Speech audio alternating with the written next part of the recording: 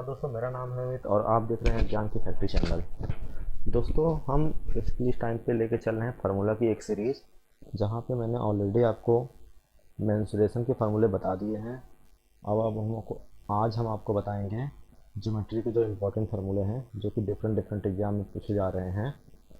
या मतलब इनका आप यूज़ करके आप डायरेक्टली अपने क्वेश्चन को सॉल्व कर सकते हैं, क्योंकि ये मैं इसलिए वीडियो बना रहा हूँ क्योंकि लास्ट टाइम पे क्या होता है कि आप इस वीडियो को देख के अपने रिवीजन को बहुत ही अच्छा कर सकते हैं। या आपने कभी पढ़ा है ज्योमेट्री और आप फार्मूले को रिकॉल करना चाहते हैं कम समय में, तो आपके लिए वीडियो काफ़ी ज़्यादा यूज़फुल होगी और लास्ट टाइम तक बने रहिए। और मैं इसमें लगभग हर टाइप के फार्मूले कवर किया हो, चाहे वो जितने भी एग्ज़ाम हो, चाहे वो एनटीपीसी का एग्ज़ाम हो, एसएससी का एग्ज़ाम हो, या वन डे एग्ज़ाम कोई भी हो। ये सबके लिए इंपॉर्टेंट फार्मूला है, क्योंकि सिलेबस तो ऑलमोस्ट सेम ही होता है सबका। तो मैं यहाँ पे कॉन्सेप्ट भी थोड़ा बहुत डिस्कस करूँगा और बाकी सारे जितने भी इंपॉर्टेंट फार्मूले हैं वो भी डिस्कस करूँगा। चलिए एक एक करके डिस्कस करना चालू करते हैं।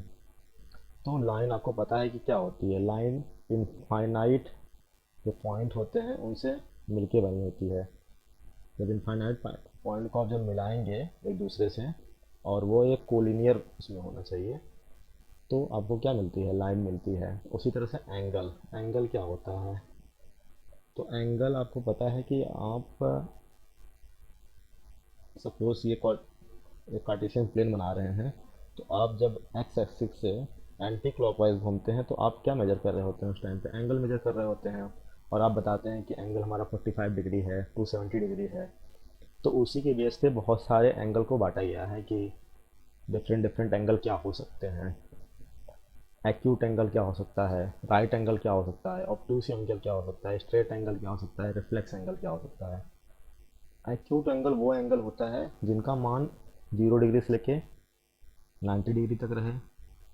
मैंने यहाँ पे एक फिगर बनाया है, आप यहाँ पे देख सकते हैं कि अगर ये हम एक्स मान लेते हैं तो इसका जो वैल्यू लाई कर रहा है वो 0 से 90 के बीच में लाई कर रहा है। तो ये हमारा क्या होगा, एक तरह का एक्यूट एंगल है। राइट एंगल क्या होता है कि जहाँ पे एक्स का मान, जो एक्स है ये, वो कितना हो जाए, 90 डिग्री हो जाए। एक्स का मान 90 डिग्री हो जाए तो हमारा राइट एंगल हो जाएगा। ऑप्ट्यूस एंगल क्या हो जाता है, ऑप्ट्यूस एंगल यहाँ पे क्या होता है कि जो एक्स का मान है वो 90 से तो बड़ा होगा लेकिन 180 डिग्री से छोटा होगा। अगर मैं इसका फिगर की बात करूँ तो मैं यहाँ पे बना रहा हूँ, अगर एक लाइन है, अगर मैं इस पर एक एंगल ड्रॉ कर रहा हूँ तो इस तरह का मुझे एंगल ड्रॉ करना पड़ेगा। क्यों? क्योंकि जो ये एंगल है, इनके बीच का एंगल है, वो कितना होना चाहिए, 90 से तो बड़ा होना चाहिए लेकिन 180 से छोटा होना चाहिए। ये हमारा क्या हो जाएगा, ऑब्ट्यूस एंगल। स्ट्रेट एंगल क्या होता है, स्ट्रेट एंगल अगर हमारी जो वैल्यू है एक्स की 180 डिग्री हो जाए, सपोज ये हमारी लाइन है, और अगर मैं कहूँ कि इसी लाइन के रेस्पेक्ट में इसका कितना एंगल होगा, तो आप कहेंगे कि ये लाइन स्ट्रेट है और इसका जो एंगल है 180 डिग्री है, या आप क्या कहेंगे, पाई है। तो ये जो एंगल होगा वो स्ट्रेट एंगल होगा। रिफ्लेक्स एंगल क्या होता है, रिफ्लेक्स एंगल ये होता है जब आप कोई कार्टेशियन प्लेन में लाइन ड्रॉ करते हैं तो यहाँ तक तो हमारी स्ट्रेट लाइन आती है, लेकिन आप जब इसके 180 को बियॉन्ड जाते हैं, 360 के पहले आते हैं, अगर हम 270 ड्रॉ करना चाहें या 190 ड्रॉ करना चाहें, हम कहाँ 190 तो यहाँ पर ड्रॉ करेंगे कहीं पे, तो ये जो एंगल होगा 190 होगा बेसिकली। तो रिफ्लेक्स एंगल वो एंगल होता है जो 180 से बड़ा हो और 360 से छोटा हो। तो ऐसे एंगल को हम क्या कहते हैं, रिफ्लेक्स एंगल कहते हैं। अब हम कुछ इंपॉर्टेंट कॉन्सेप्ट की तरफ देखते हैं जो आपके कॉन्सेप्ट एग्जाम में डायरेक्टली यूज़ हो सकते हैं। तो पहले मैं यहाँ पे आपको बता दूं मैंने क्या क्या ड्रॉ कर रखा है, कि ये ऑलरेडी मैंने ड्रॉ कर रखे हैं, चाहे आपका टाइम बच सके और आपको कम टाइम में ज़्यादा मटेरियल मिल सके। ये दोनों मैंने ए बी और सी डी, एक क्या है, एक पैरेलल लाइन है। A B and C D is parallel line and M N is a slant line, M N is a slant line, और we can say it is an transverse line. M N एक transverse line भी है जो कि इसको काट रही है। तो यहाँ पे मैंने कुछ एंगल बना रखे हैं, angle 1, angle 2, angle 3, angle 4। Same तरह से यहाँ पे मैंने कुछ एंगल बना रखे हैं, एंगल 5, एंगल 6, एंगल 7, एंगल 8। यहाँ पे कुछ रिलेशंस होते हैं जो आपको डायरेक्टली याद होने चाहिए, कि इस तरह के अगर दो पैरेलल लाइन को एक स्लैंट लाइन या ट्रांसवर्स लाइन कट करती है तो कौन कौन से एंगल बनते हैं। तो आपका जो सबसे पहला बनता है वो है करस्पॉन्डिंग एंगल, जिसको हम कहते हैं संगत कोण। संगत कोण। तो एंगल 1 जो है ये एंगल 5 के इक्वल होगा। उसी तरह एंगल 2 क्या होगा, एंगल 6 के इक्वल होगा। आप यहाँ पे फिगर में फील भी कर रहे होंगे कि यहाँ पे एंगल 2 और एंगल 6 इक्वल है। इसी तरह से एंगल 3 जो है एंगल 7 के इक्वल है। और उसी तरह से एंगल 4 किसके इक्वल हो जाएगा, एंगल 8 के। तो ये जो एंगल बनते हैं इसको हम बोलते हैं करस्पॉन्डिंग एंगल, क्योंकि इसी के करस्पॉन्डिंग ये एंगल बन रहा है, एंगल 1 के करस्पॉन्डिंग एंगल 5 बन रहा है। तो किसी ने अगर आपसे कोई पूछे कि एंगल 3 के करस्पॉन्डिंग कौन सा एंगल है, आप तुरंत आंसर देंगे कि एंगल 7 है। क्यों, क्योंकि इसी के करस्पॉन्डिंग है और दोनों की वैल्यू क्या होगी, इक्वल होगी। वर्टिकली अपोजिट एंगल, इसको हिंदी में बोलते हैं शीर्षाभिमुख कोण। शीर्षाभिमुख कोण। तो यहाँ पे क्या होता है, अगर एंगल 1 और एंगल 3, इसमें होता है क्या है, अगर इस तरह की दो लाइन है और वो आपस में इंटरसेक्ट कर रही है, तो ये एंगल हमेशा, अगर ये x है तो ये एंगल भी क्या होगा, x होगा। यहाँ पे वही चीज़ दिखाई गई है, vertically opposite angle. Angle 1 equal to angle 3, angle 2 equal to angle 4, angle 5 equal to angle 7 and angle 6 equal to angle 8। Angle 5 equal to, यहाँ पे मैंने थोड़ी चीज़ें गलत लिख दी है, यहाँ पे मैं इसको सुधार रहा हूँ। एंगल 1 इक्वल टू एंगल 3, ये तो ठीक है पहला। एंगल 2 इक्वल टू एंगल 4, ये भी सही है। एंगल 5 इक्वल टू एंगल 7 होना चाहिए, यहाँ पे एंगल 7 होना चाहिए। एंगल 5 इक्वल टू एंगल 7 और angle 6 equal to angle 8। Angle 6 equal to angle 8 हो जाएगा, तो यहाँ पे 7 नहीं आएगा, यहाँ पे 6 आएगा। Angle 6 equal to angle 8। तो ये हमारा क्या हो जाएंगे, वर्टिकली अपोजिट एंगल। हिंदी में क्या बोलेंगे, शीर्षाभिमुख कोण। शीर्षाभिमुख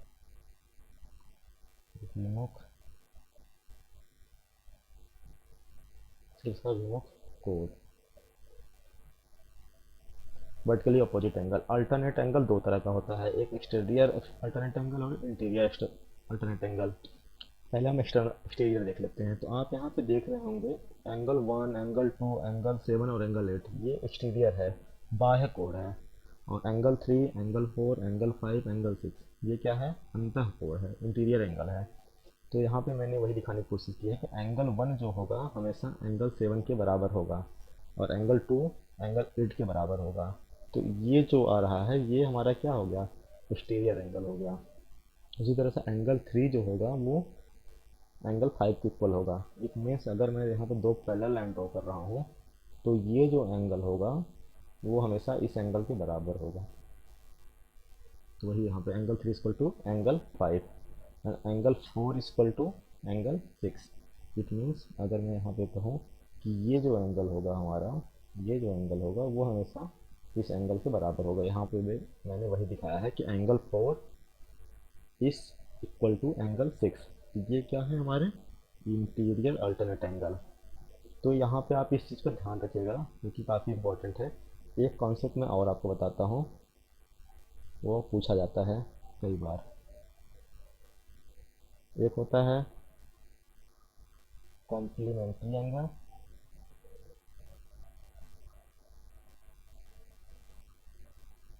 और एक होता है supplementary angle. Supplementary angle, complementary angle को हिंदी में बोलेंगे पूरक कोण। जो हिंदी मीडियम के बच्चे हैं उनके लिए है पूरक कोण। और दूसरा जो सप्लीमेंट्री एंगल है उसको हम बोलेंगे समपूरक कोण। समपूरक कोण। तो कम्प्लीमेंट्री एंगल में क्या होता है कि जो θ1 प्लस θ2 की जो वैल्यू होगी वो 90 डिग्री होगी हमेशा।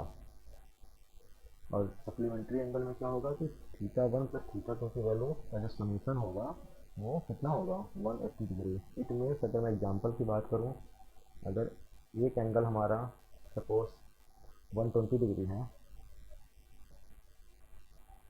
120 नहीं, सपोज एक एंगल हमारा 60 डिग्री है और वो बोल रहा है कि ये दोनों एंगल कम्प्लीमेंट्री एंगल है। इट मीन्स अदर एंगल क्या होगा हमारा, एक्स क्या होगा, एक्स हमारा 30 डिग्री होगा। क्यों? क्योंकि इन दोनों का सम कितना होना चाहिए? 90 डिग्री होना चाहिए। सिमिलरली अगर मैं यहाँ पे एग्जाम्पल की बात करूँ कि 130 डिग्री कोई एंगल है, तो हमारा दूसरा एंगल क्या होगा? एक्स की वैल्यू। दूसरा एंगल होगा वो एंगल हम लेंगे सम जिनका सम कितना हो? 180 डिग्री हो। 130 में क्या जोड़े कि 180 आ जाए? तो आप कहेंगे 50 जोड़ दो। तो हमारा दूसरा जो सप्लीमेंट्री एंगल है वो कितना होगा?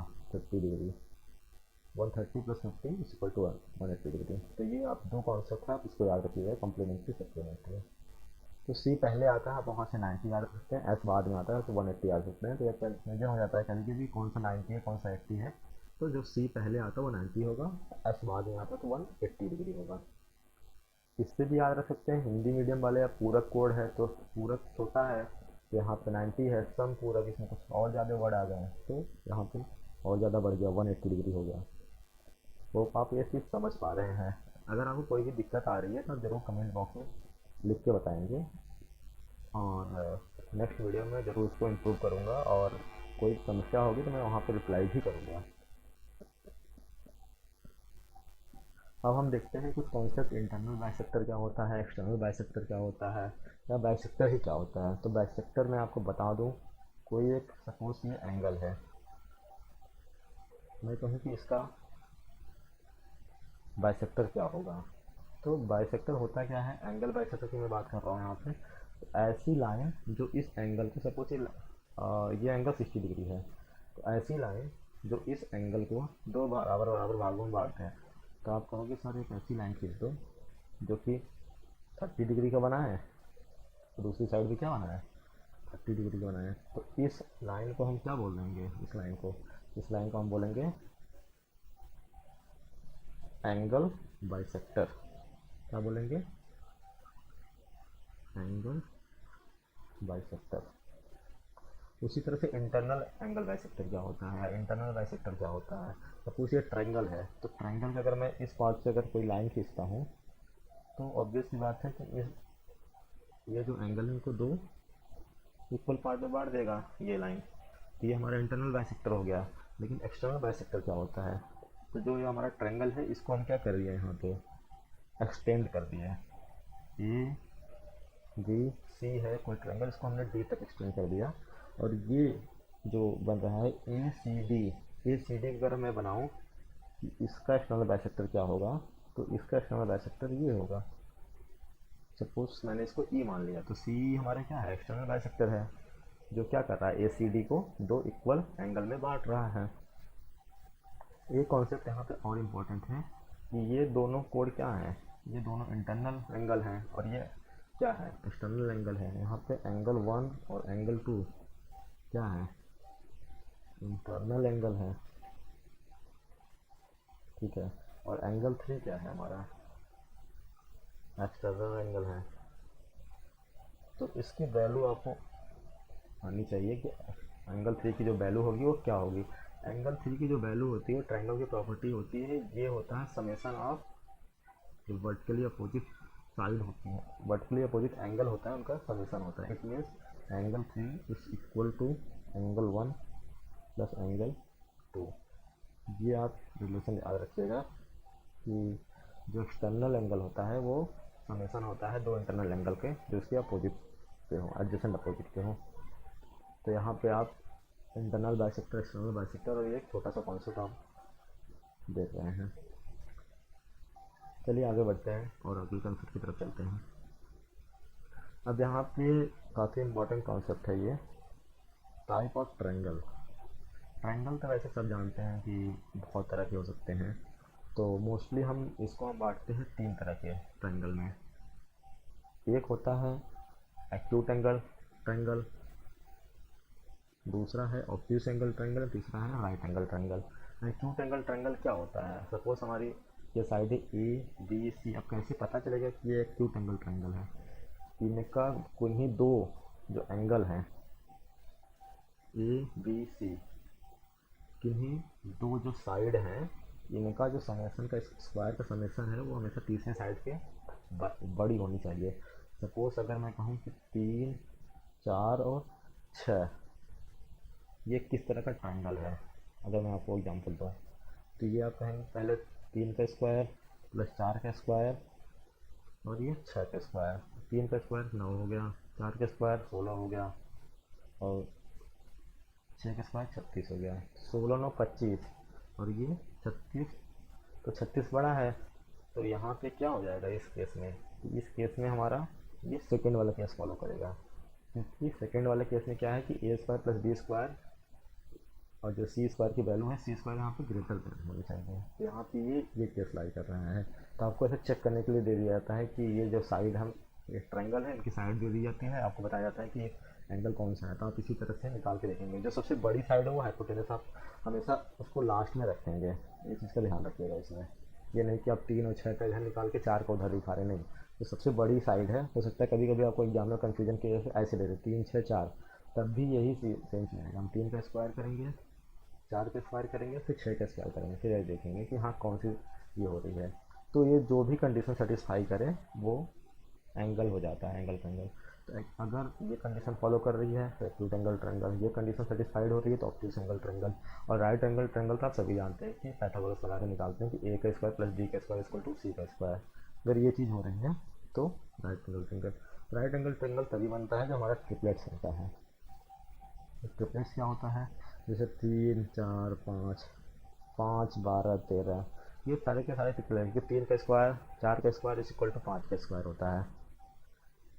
5 का स्क्वायर प्लस 12 का स्क्वायर इज इक्वल टू 13 का स्क्वायर होता है। तो ये हमारा एक तरह का क्या है, ट्रिपलेट है। तो आप यहाँ से type of triangle, acute angle triangle, obtuse angle triangle, right angle triangle.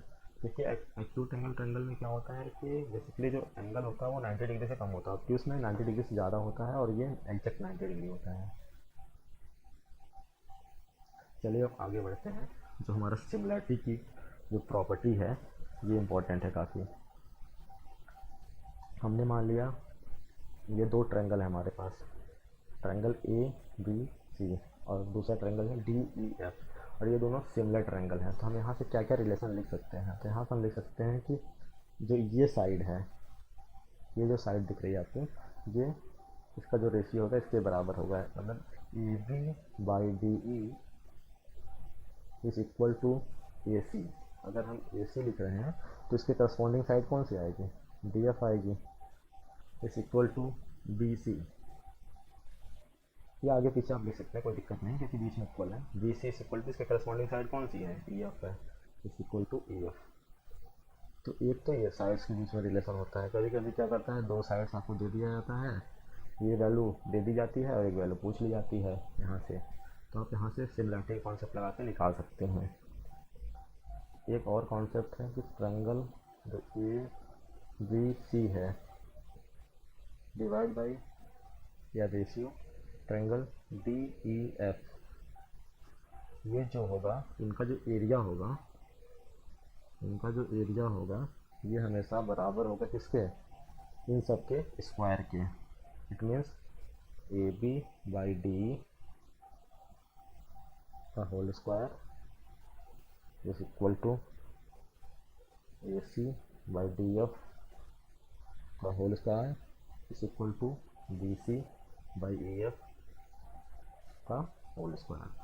तो आप हमेशा याद रखिए, कभी कभी वो साइड्स दे देता है और एरिया पूछ लेता है, तो साइड्स का क्या करेंगे आप, स्क्वायर करके सिमिलरिटी लगाएंगे और वो एरिया का रेशियो में आ जाता है। साइड्स दे देगा आपको और एरिया का रेशियो पूछ लेता है। तो आप यहाँ पे ये सिमिलरिटी ऑफ ट्रायंगल लगा के इस तरह से निकाल सकते हैं। और अगर पेरीमीटर का पूछे तो ये इसी के इक्वल होता है, पेरीमीटर ऑफ, ये इसी के इक्वल होता है, सीधा सीधा perimeter of triangle A B C upon perimeter of triangle D E F. ठीक है, ये perimeter of triangle D E F. तो ये आपका,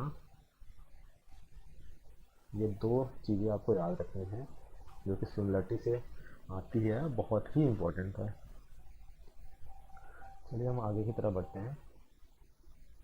थेल्स थ्योरम। थेल्स थ्योरम क्या है, सपोज हमने एक ट्रायंगल ले लिया ए बी सी और यहाँ पे डी और जो ई है ये मिड पॉइंट है ए बी और ए सी का। यही चीज़ यहाँ पे लिखा है कि if D and E are mid point of A B and A C respectively, तो क्या होगा, इफ ए और बी का जो मिड पॉइंट है वो डी है, और ए और सी का जो मिड पॉइंट है ये है।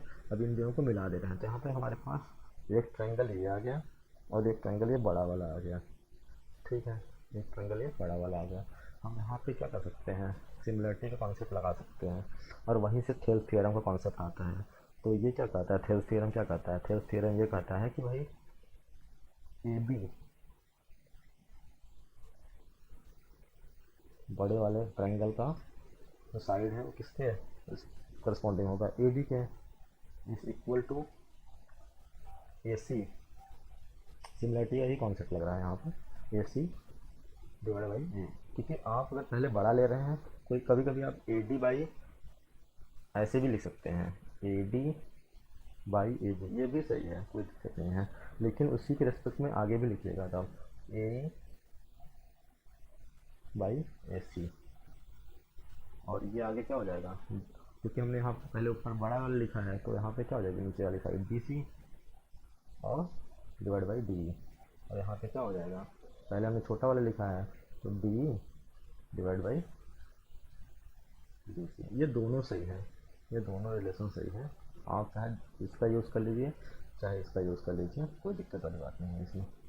और यही तो क्या हम बोलते हैं, थेल्स थ्योरम बोलते हैं, इसी को थेल्स थ्योरम कहते हैं।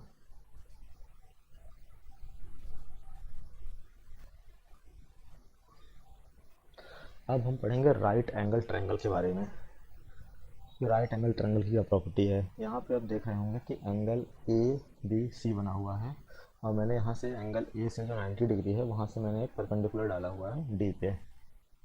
तो अगर ये केस बनता है तो क्या प्रॉपर्टी आती है, क्या क्वेश्चन आपसे पूछे जा सकते हैं, वो सब बताता हूँ आपको मैं।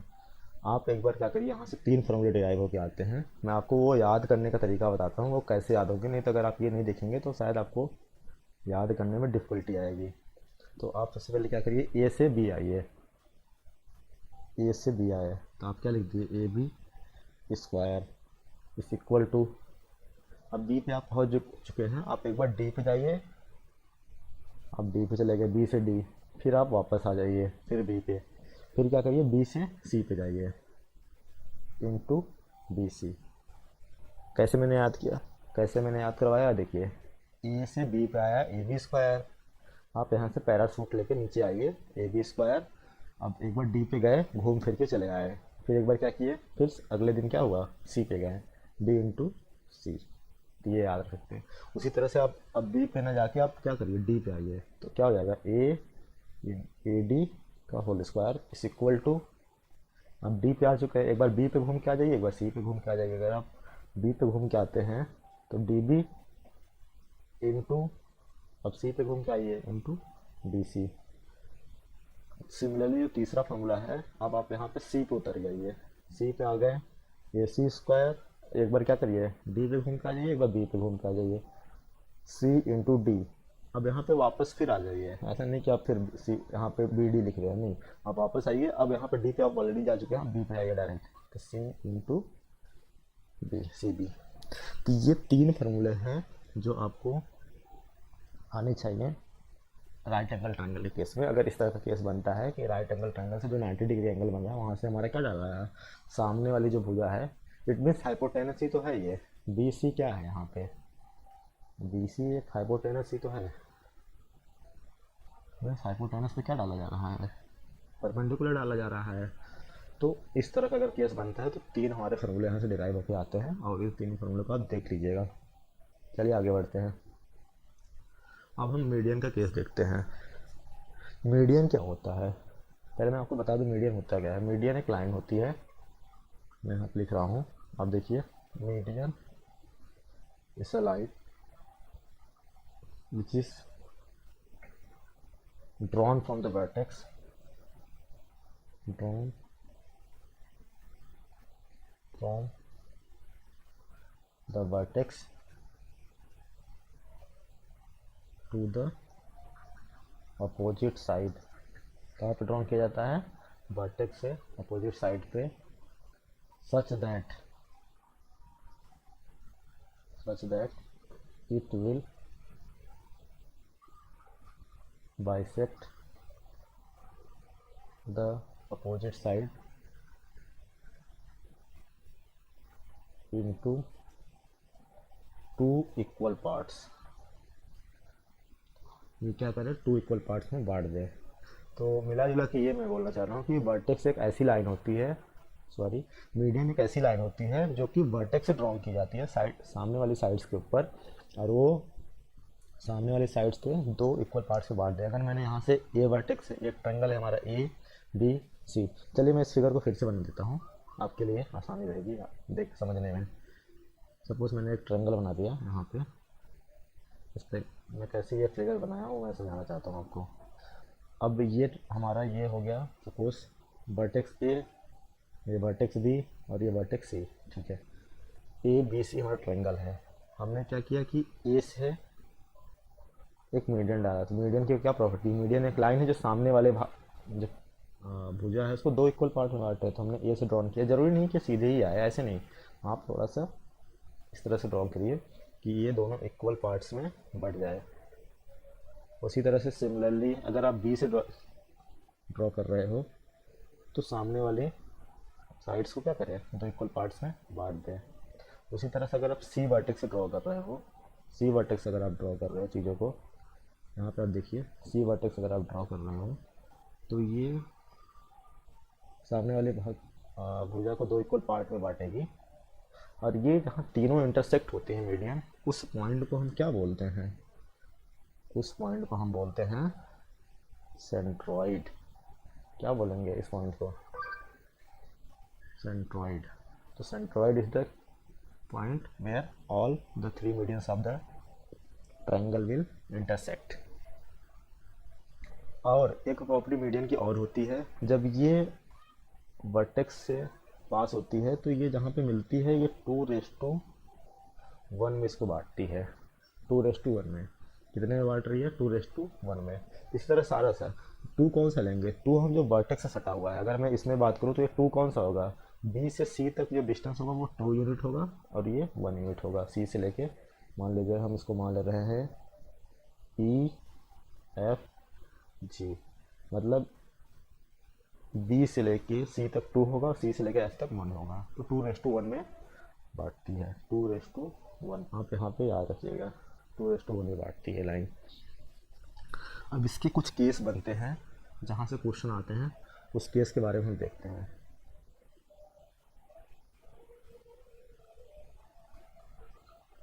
केस क्या बन सकता है, कभी कभी ये बोल सकता है कि ये जो हमारा ट्रायंगल है, अगर हम इसकी एरिया की बात करें तो आप यहाँ पे देखेंगे कि जो इसका एरिया होगा सेम इसी का एरिया होगा।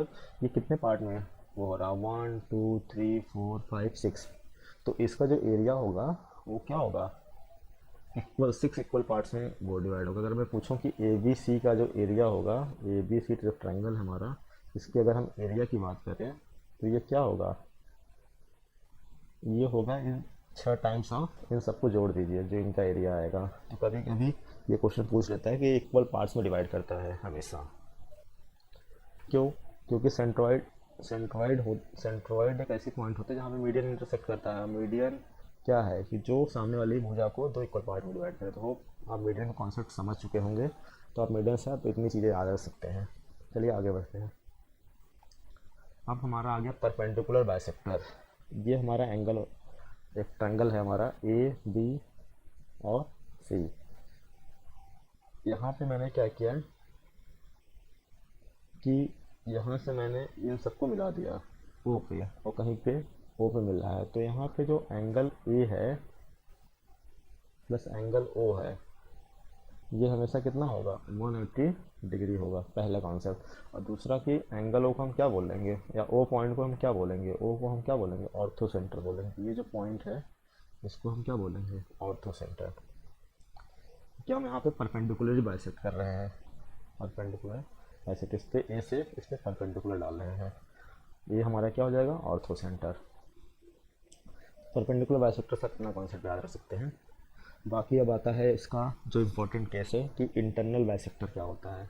या पहले मैंने आपको एंगल बाइसेक्टर ऑलरेडी मैंने समझा चुका हूँ, तो मैं उस पर ज़्यादा टाइम नहीं लूँगा। इंटरनल बाइसेक्टर, अगर ये हमारा ट्रायंगल है ए बी सी, हम इनका इंटरनली बाइसेक्ट कर रहे हैं।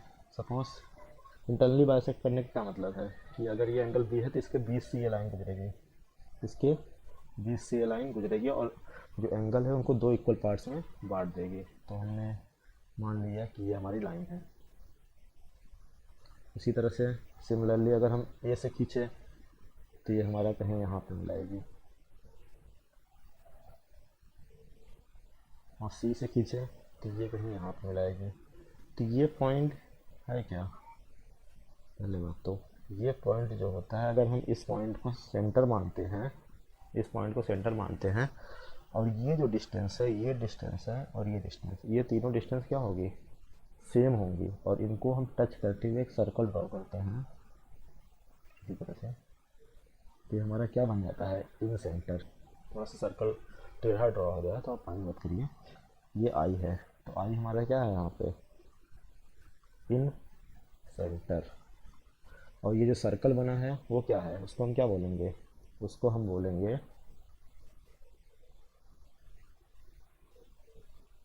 इन सर्कल। क्या बोलेंगे, इन सर्कल। और इसका जो रेडियस है उस आर मान लेते हैं, तो ये हमारा जो रेडियस है इसको हम क्या बोलेंगे, इन रेडियस। तो यहाँ से आपको इंटरनल बाइसेक्टर से इतनी चीज़ें याद रखनी है। और ये जो एंगल बन रहा है, सपोज ये कितना होगा, इसको हमने x मान लिया, तो एंगल x जो होगा वो होगा half of angle A plus 90 degree. मतलब 90 डिग्री में हाफ ऑफ एंगल ए। अगर एंगल ए अगर 30 डिग्री है तो इसका हाफ करेंगे तो 15 आएगा, 15 में 90 जोड़ देंगे तो 120 आ जाएगा। इस तरह से आपको ये चीज़ें याद रखनी है। चलिए अब आगे बढ़ते हैं। आपको इतनी चीज़ें इंटरनल बाइसेक्टर से याद रखना है। अब हम दूसरे केस में देखेंगे, अगर हम इस चीज़ को एक्सटर्नली बाइसेक्ट कराते हैं तो फिर क्या होगा। अगर हम एक्सटर्नली बाइसेक्ट कराएंगे तो सपोज ये हमारा ये पॉइंट है, यहाँ से मैं इसको एक्सटर्नली बाइसेक्ट कर रहा हूँ इस एंगल को पूरा, तो ये कहीं पे इधर आएगा, ठीक है। और सिमिलरली अगर मैं इसको इधर बाइसेक्ट करा रहा हूँ तो ये कहीं पे इधर आएगा, ये कहीं पे यहाँ पे ओ पे मिल रहा है, इसको मैंने मान लिया ओ, और ये हमारा ए हो गया, बी हो गया, सी हो गया। अगर मैं इस एंगल की बात करूँ कि ये एंगल कितना होगा, तो ये एंगल अगर हम x मान लेते हैं तो एंगल x जो होगा वो होगा 90 degree minus half of angle ए। कितना होगा, 90 degree minus half of angle ए। ये दूसरा केस एक्सटर्नल बाइसेक्टर का। तीसरा केस देखिए, अगर हम एक वन इंटरनल बाइसेक्टर ले रहे हैं और वन एक्सटर्नल बाइसेक्टर ले रहे हैं, और ये ट्रायंगल हमारा है ए बी और सी। सपोज मैंने यहाँ से इसको बाइसेक्ट किया, इस एंगल को पूरा का पूरा, इस एंगल को जो बाइसेक्ट किया, तो वो क्या लाइन जाएगी, ये बाइसेक्ट होगा कुछ इस तरह से हमें मिलेगा। थोड़ा सा ज़्यादा ही एक्सटेंड करता हूँ इसको। और यहाँ से अगर हम एंगल बी को बाइसेक्ट करें तो कुछ यहाँ पे मैच करेगा, ये यहाँ पे ये पॉइंट मीट कर रहा है। तो ये एंगल जो अगर हम मान लेते हैं, ये एंगल ओ है, ये एंगल अगर ओ है तो ये इसकी वैल्यू कितनी होगी, तो हम इस वैल्यू के एंगल हम x मान ले रहे हैं, तो x की वैल्यू कितनी होगी, ये होगी सिंपली हाफ ऑफ एंगल ए। इसमें 90 डिग्री वगैरह ऐड नहीं होता है, सीधा सीधा जो भी एंगल ए होगा इसके करस्पॉन्डिंग जो भी होगा आप उसका हाफ कर देंगे। तो ये हमारा हो गया वन इंटरनल बाइसेक्टर और वन एक्सटर्नल बाइसेक्टर का केस। ये काफ़ी इंपॉर्टेंट है और ये पूछे जाते हैं, काफ़ी टफ होते हैं, बट लेकिन आप इस चीज़ को समझ लेंगे तो कोई ज़्यादा दिक्कत नहीं आएगी। नेक्स्ट केस देखते हैं। ये मेरा ट्रायंगल है ए बी और सी। यहाँ पे मैंने क्या किया कि एंगल ए को दो इक्वल पार्ट्स में क्या कर दिया, एंगल बाइसेक्ट कर दिया। तो ये कहीं पर डी पे मीट किया, तो यहाँ से एक रिलेशन निकल के आता है कि ए बी बाई ए सी ये हमेशा किसके बराबर होगा, B D by C D के बराबर होगा। तो ये रिलेशन आप याद रखिएगा, बहुत छोटा सा रिलेशन है बट लेकिन यूज़फुल है काफ़ी। अब हम देखते हैं कि साइड बाइसेक्टर क्या होता है। साइड बाइसेक्टर वो लाइन होती है जो कि साइड्स को दो इक्वल पार्ट्स में बांट दे, और ये ज़रूरी नहीं कि वर्टेक्स से पास करे। फॉर एग्जांपल अगर मैं कहाँ पे लाइन लेता हूँ, अगर मैं इसका साइड बाइसेक्टर करूँ तो ये कहीं पे यहाँ पे होगी और ये क्या करेगी, इस दोनों ए बी सेगमेंट जो हमारा है, ये सपोज ये हमारा ए है और ये बी है, तो ए बी को क्या कर रहा है, ओ पे, ए ओ यहाँ पे क्या हो जाएगा, इस इक्वल टू ओ बी हो जाएगा। ये हमारा साइड बाइसेक्टर कॉन्सेप्ट है। तो इसी तरह हम यहाँ पे लगाएंगे, ये अगर एंगल ए है, ये बी है और ये सी है, तो अगर हम इसका साइड बाइसेक्टर निकालें, बी सी का जो साइड बाइसेक्टर होगा तो कुछ ये यहाँ से पास करेगा सपोज, और उसी तरह से ए बी का जो साइड बाइसेक्टर है वो कुछ सपोज यहाँ से पास करेगा, और उसी तरह से जो ए सी का साइड बाइसेक्टर है वो सपोज कुछ इस तरह से यहाँ से पास कर रहा है, और ये कहीं पे मीट कर रहे हैं। ये जो मीटिंग पॉइंट है, सपोज ये मान ले रहे हैं ये हमारा मीटिंग पॉइंट है, ये हमारा क्या है, मीटिंग पॉइंट है। तो आप ये देखेंगे कि ये जो दूरी है यहाँ से लेके और ये दूरी, ये तो सेम ही होगा क्योंकि ये साइड और ये साइड बराबर हैं, तो ये तो सेम होगा। उसी तरह से अगर ये सेम है तो ये दूरी और ये दूरी भी तो बराबर होगी, क्योंकि ये भी तो इसी के बराबर है, साइड बाइसेक्टर है। तो आप इन सबको इसको सेंटर मान लीजिए और यहाँ से आप एक सर्कल ड्रॉ करिए, तो आपको क्या मिलेगा, ये जो सर्कल है वो बी से भी पास होगा, ए से भी पास होगा और उसी तरह से सी से भी पास होगा। और इसको हम क्या बोलेंगे, इस पॉइंट को, सपोज इस पॉइंट को हमने दे दिया सी, ओ नाम दे दिया, और इस ओ पॉइंट को क्या बोलेंगे, सर्कम सेंटर, और इस सर्कल को क्या बोलेंगे, इस सर्कल को हम बोलेंगे सर्कम सर्कल, सर्कम सर्कल। और जो ये पॉइंट है सर्कम सर्कल हो गया और ये सर्कम सेंटर हो गया, और ये सारे क्या होंगे, इक्वल होंगे इस पॉइंट से और ये टच करते हुए जाएंगे। तो सर्कम रेडियस और सर्कम सर्कल का कॉन्सेप्ट आप समझ ही रहे होंगे। तो यहाँ से क्या होता है कि अगर आप इस पॉइंट को मैच कराते हैं, यहाँ पे मैं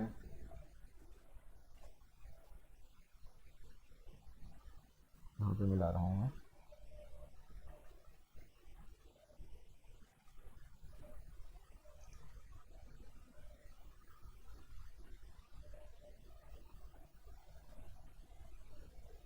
अगर हम ये एंगल की बात करें कि ये एंगल कितना होगा, यहाँ पे आपको शायद कम समझ में आ रहा होगा, मैं एक नया डायग्राम बना लेता हूँ, वहाँ पे आपको समझाने में भी आसानी होगी। चलिए मैं यहाँ पे एक नया डायग्राम बना लेता हूँ।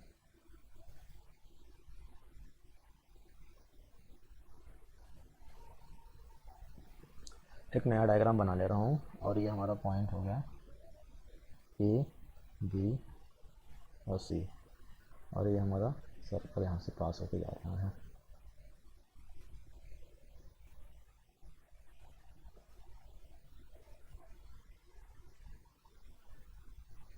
बन नहीं पा रहा है, ठीक है। एक सर्कल हमारा यहाँ से पास होके जा रहा है, ठीक है। इस तरह का कुछ हमारा सर्कल बन गया ये।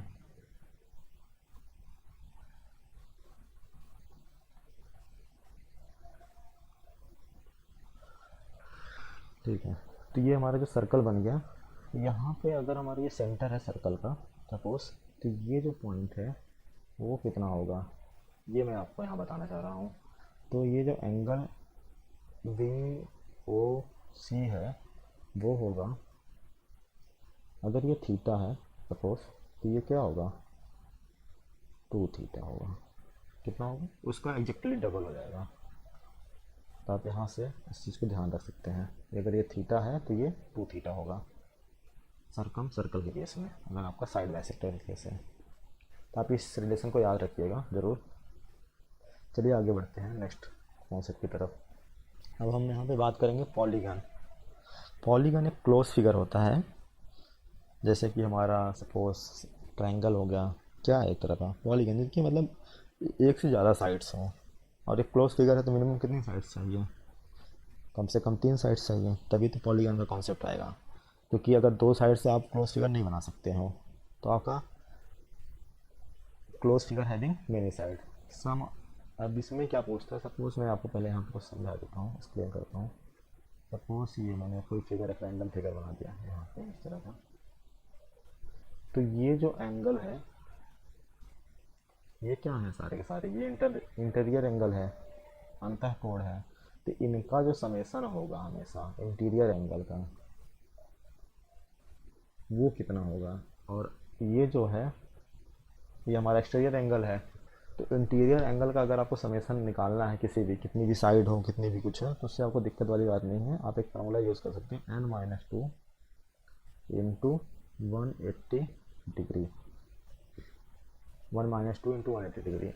मैं इसको प्रूव करके आपको दिखाता हूँ। मान लीजिए हमारा एक ट्रायंगल है ये, ठीक है, और यहाँ पे कितनी साइड है, n यहाँ पे क्या है, n रिप्रेजेंट यहाँ पे साइड कर रहा है, तो यहाँ पे 3 साइड है, ठीक है। 3-2 इंटू 180 डिग्री, ये हमारा क्या निकल रहा है, सम ऑफ इंटीरियर एंगल। तो ये कितना हो जाएगा, 180 डिग्री। और हमको पता है कि ट्रायंगल का जो सम होता है इंटीरियर एंगल का, तीनों तीनों एंगल का 180 डिग्री आ रहा है। तो इसका मतलब हमारा फार्मूला जो है सही है। और उसी तरह से सम ऑफ, अगर हम एक्सटीरियर एंगल की बात करें, तो ये एक्सटीरियर एंगल पूरा का पूरा हो गया। अगर हम इसको बढ़ाते हैं, ये इसको हम बढ़ाते हैं, तो ये हमारा क्या हो गया, एक्सटीरियर एंगल हो गया। पूरा का पूरा नहीं होगा, ये होगा आपका एक्सटीरियर एंगल। ये अगर हम इसको एक्सटेंड करते हैं, अगर हम इसको एक्सटेंड करते हैं तो ये हमारा एक्सटीरियर एंगल होगा। इसको हम एक्सटेंड करते हैं तो ये हमारा एक्सटीरियर एंगल होगा। तो एक्सटीरियर एंगल का जो सम होता है वो होता है 360 डिग्री। लेकिन अगर आपको पूछा जाए सम ऑफ ईच इंटीरियर, एक का कितना होगा, तो आप कुछ नहीं करिए, आप इसमें n का क्या करिए, डिवाइड कर दीजिए simply, n-1 × 180 degree by n। इसी तरह से यहाँ पे क्या हो जाएगा, 360 डिग्री बाई n। आप ये जो 4 फार्मूले हैं, है तो 2 ही बेसिकली, ये तो उसी का एक्सटेंडेड पार्ट है। आप इसको याद रखेंगे तो जो भी पॉलीगन से क्वेश्चन बनता है आप वहाँ पे कर सकते हैं, क्योंकि आप देख रहे होंगे कि एसएससी भी इसको पूछता है बहुत ज़्यादा, और इवन रेलवे का तो फेवरेट टॉपिक है, ये हमेशा ही पूछता है वो, ठीक है। ये आपका कॉन्सेप्ट कवर हो गया। कभी कभी आ जाता है कि सपोज हमारा ये एक फिगर है,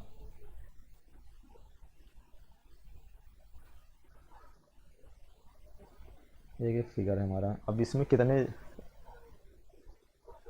डायगोनल होंगे, तो आप कहेंगे कि इसमें डायगोनल कितने होंगे, एक ये होगा और एक ये होगा, इतने 2 डायगोनल होंगे। लेकिन यहाँ तो आसान है, लेकिन अगर मैं कहूँ कि थोड़ा सा मैं कॉम्प्लेक्स फिगर बना दे रहा हूँ, यहाँ पे इस तरह का कुछ फिगर बना दे रहा हूँ,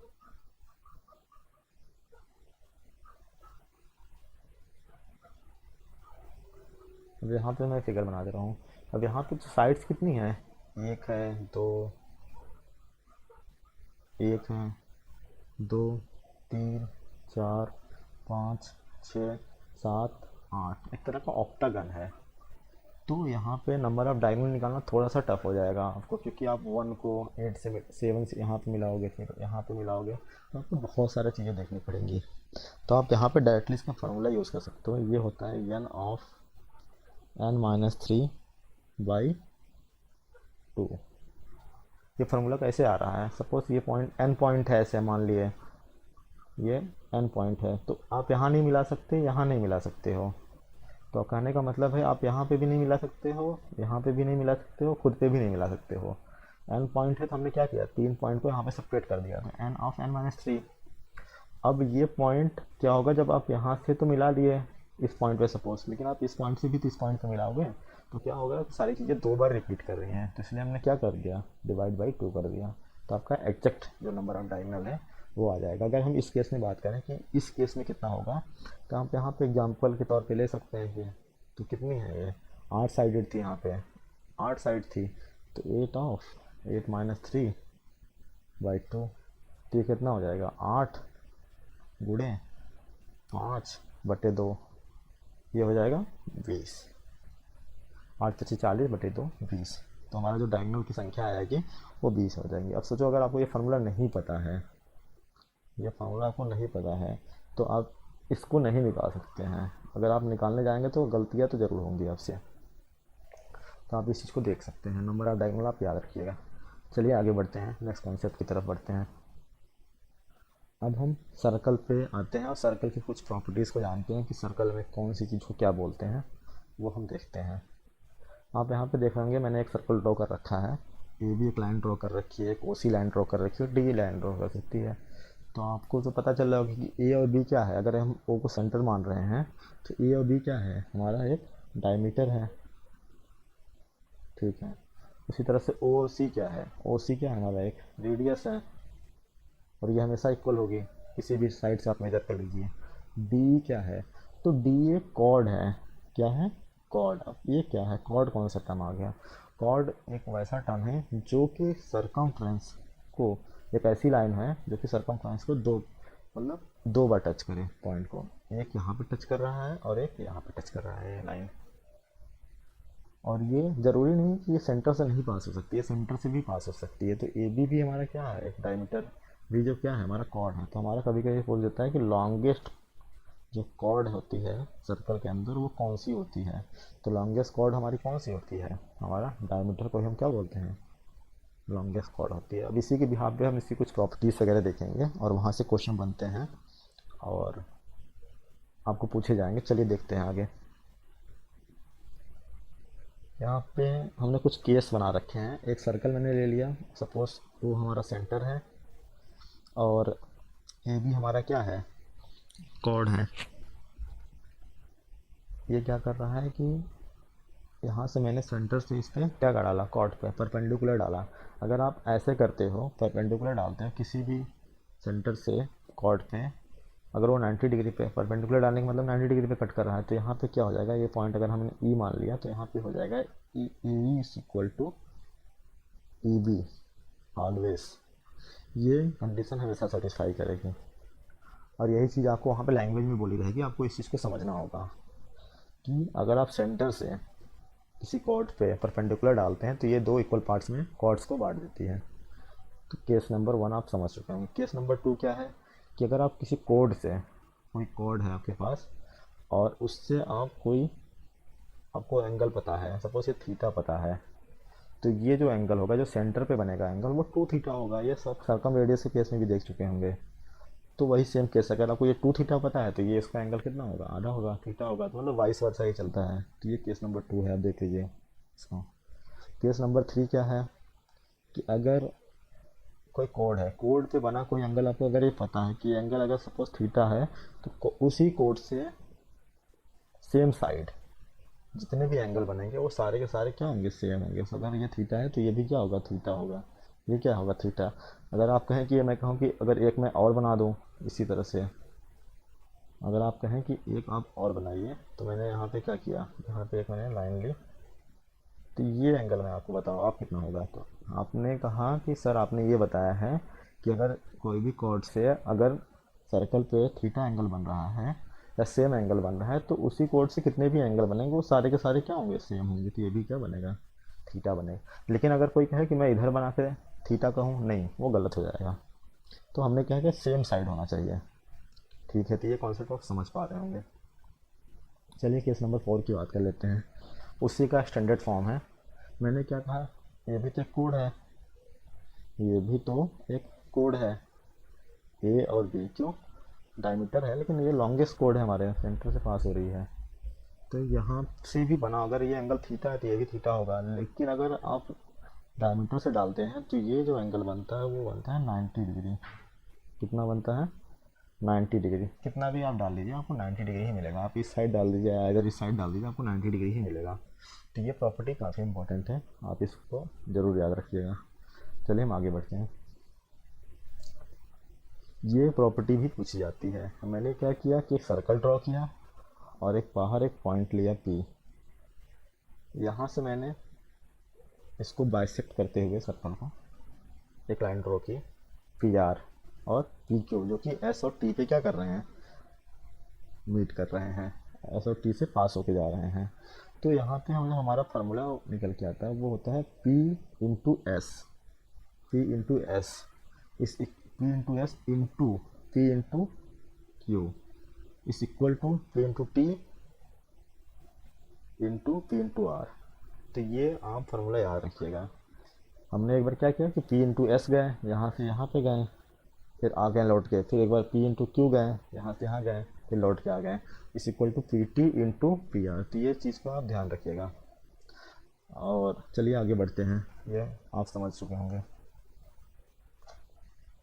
उसी तरह से हमने एक पॉइंट लिया पी, एक इस बार क्या किया कि एक मैंने टेंजेंट डाला और एक मैंने क्या किया, कॉर्ड डाला जो कि ए और बी से पास हो रहा है।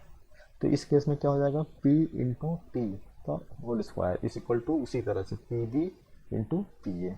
तो उसी का स्टैंडर्ड फॉर्म है, यहाँ पे मैंने P T into P T 2 बार लिख दिया है, इसलिए पी टी का होल स्क्वायर हो जाएगा था है यहाँ पे, वही फंडा लगता है, बस उसी का स्टैंडर्ड केस है ये। चलिए नेक्स्ट केस में बढ़ते हैं। अब ए बी और हमारा एक सर्कल है, ए और बी हमारा एक कॉर्ड है, उसी तरह से सी और डी एक कॉर्ड है, और ये कहाँ पे इंटरसेक्ट कर रहे हैं, ये इंटरसेक्ट कर रहे हैं हमारे ओ पॉइंट पे इंटरसेक्ट कर रहे हैं। तो यहाँ पे क्या हो जाएगा, A O into O B, A O into O B is equal to C O into O D, C O into O D. तो ये केस भी आपका इम्पोर्टेंट है, आप इसको ध्यान रखिएगा। चलिए आगे बढ़ते हैं। एक केस ये आता है कि एक साइक्लिक क्वाड्रिलेटरल है, अगर ये एंगल थीटा है तो जो इसका एक्सटीरियर एंगल होगा वो भी क्या होगा, थीटा होगा। इट मीन्स अगर ये एंगल 45 है तो ये एंगल भी क्या होगा, 45 एंगल। ठीक है, अब हम देखते हैं केस नंबर 9। केस नंबर 9 क्या है कि हमने एक सर्कल ड्रॉ किया और उसमें दो कॉर्ड ड्रॉ किए, ए बी और सी डी। ए बी और सी डी जरूरी नहीं है पैरेलल हो, A B C D, but ये कंडीशन होना चाहिए कि ए बी की जो लेंथ है वो सी डी के बराबर है, इतने दोनों कोड्स का क्या लेंथ हो, सेम हो। तो अगर दोनों कोड का लेंथ सेम होता है तो जो सेंटर से हम इस पर परपेंडिकुलर डालेंगे तो उसकी भी लेंथ क्या होगी, सेम होगी, means O E is equal to O F. तो आप केस नंबर 9 याद रख सकते हैं। चलिए अब हम पढ़ते हैं साइक्लिक क्वाड्रिलेटरल के बारे में। तो यहाँ पे आप देख रहे होंगे एक मैंने एक सर्कल बना रखा है और यहाँ पे मैंने एक इसके अंदर साइक्लिक क्वाड्रिलेटरल बना रखा है। तो अगर ऐसा केस आता है आपके पास तो जो इनके अपोजिट्स एंगल है, एंगल ए और एंगल सी, ये हमेशा क्या होंगे, सप्लीमेंट्री होंगे। It means summation of angle A plus angle C is equal to 180 degree. वही मैंने यहाँ पे वही चीज़ लिख रखी है, angle A plus angle C equal to 180 degree, इसी तरह से angle B plus angle D equal to 180 degree. अगर हम चारों का सम करें तो आपको पता है कि चारों का सम कितना आएगा, ये 360 डिग्री। चारों का सम कितना होगा, 360 डिग्री। अब हम आगे बढ़ते हैं और टेंजेंट के कॉन्सेप्ट की तरफ बढ़ते हैं। मैंने एक सर्कल बना दिया, टेंजेंट तो आप सभी को पता होगा कि टेंजेंट एक ऐसी लाइन होती है जो सर्कल को टच करते हुए पास हो जाए। तो मैंने पी पॉइंट से टेंजेंट डाला क्यू पे और टी पे, और ये 90 डिग्री पे मीट कर रही है। तो ये जो डिस्टेंस होगा, पी क्यू का डिस्टेंस होगा वो पी टी के बराबर होगा। यहाँ पे वही चीज़ मैंने लिख रखी है, P T is equal to P Q, P T is equal to P Q. तो ये आप याद रखिएगा टेंजेंट का केस। टेंजेंट का और क्या क्या बन सकता है कि अगर कोई सर्कल है और उससे चार टेंजेंट हमारे इस तरह से पास हो रहे हैं और कहीं पे मीट कर रहे हैं A B C D point पे, तो हमारा जो रिलेशन होता है A B plus C D is equal to A D plus B C. Means opposite जो पैरेलल साइड्स हैं, मतलब A B plus C D plus A D plus B C, ये यहाँ पे मैंने लिख रखी है, आप इसको याद रखिएगा। अब हम यहाँ पे देखते हैं कि साइन फार्मूला क्या होता है। साइन फार्मूला ये होता है कि हमने एक ट्रायंगल बना लिया और यहाँ पे ए बी सी नाम दे दिया। तो ए के सामने वाली जो साइड होती है स्मॉल ए मान लिया, बी के सामने वाली जो साइड है स्मॉल बी मान लिया, सी की जो सामने वाली साइड है उसको स्मॉल सी मान लिया। तो साइन फार्मूला के अकॉर्डिंग क्या हो जाता है कि A by sine A is equal to B by sine B is equal to C by sine C. Means A by इसका जो एंगल है साइन के साथ ले लीजिए, बी बाई इसका जो एंगल है साइन के साथ ले लीजिए, is equal to C by इसका जो एंगल है साइन के साथ ले लीजिए। तो A by sine A equal to B by sine B equal to C by sine C, ये हमारा साइन फार्मूला हो जाता है। कोसाइन फार्मूला क्या होता है, उसी तरह से मैंने एक ट्रायंगल बना लिया, ए के सामने वाली जो साइड है वो ए है स्मॉल ए, बी के सामने वाली जो साइड है स्मॉल बी है, सी के सामने वाली जो साइड है स्मॉल सी है। तो कॉस ए क्या होता है, B square plus C square, means इनके जो पास में एंगल है B square plus C square minus जो इनसे दूर पे एंगल है divide by 2 times of B into C. अब इस कॉन्सेप्ट पे इस बार एनटीपीसी में क्वेश्चन कई शिफ्टों में पूछा गया है, आप देख लीजिएगा। उसी तरह से कॉस बी क्या हो जाएगा, A square plus C square minus B square upon 2ac। इस तरह से कॉस सी क्या हो जाएगा, A square plus B square minus C square upon 2ab। ये हमारा कोसाइन फार्मूला हो जाता है। तो आप ये यहाँ से 3 फार्मूले याद रख सकते हैं। और इसी के साथ आपका ये जो ज्योमेट्री का जो फार्मूले की सीरीज है वो ख़त्म हो रही है। आपको मैंने मेंसुरेशन का बता दिया है, ज्योमेट्री का बता दिया है, और इसके आगे हम नेक्स्ट जो फार्मूले की सीरीज होगी आप कमेंट करके बताइएगा आप इसको किस पे चाहिए, और मैं अपने हिसाब से भी लेकर आऊँगा उसको।